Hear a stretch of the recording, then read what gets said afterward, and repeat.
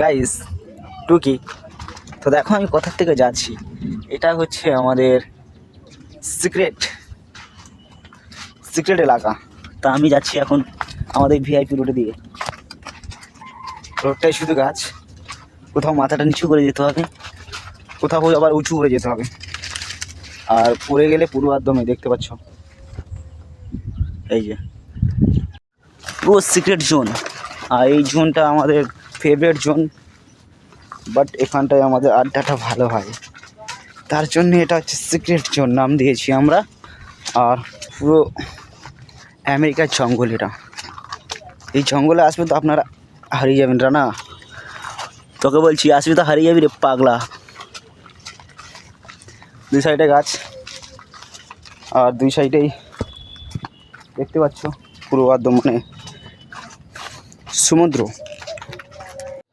Hello guys, আর আমি কোথায় যাচ্ছি? এটা হচ্ছে আমাদের সিক্রেট এলাকার রাস্তা, আর আমি প্রায় পৌঁছে গেলাম আমাদের সিক্রেট এলাকা তা চলো তোমাদেরকে দেখাচ্ছি বৃষ্টির কারণে, কারণ সিক্রেট এলাকাটা আরও সুন্দর লাগছে।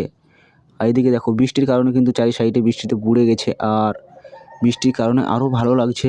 আর আমাদের সিক্রেট এলাকা তোমাদেরকে দেখিয়ে দিচ্ছি ঘুরিয়ে ঘুরিয়ে। আর চলো আমি সিক্রেট এলাকায় প্রবেশ করব এখন।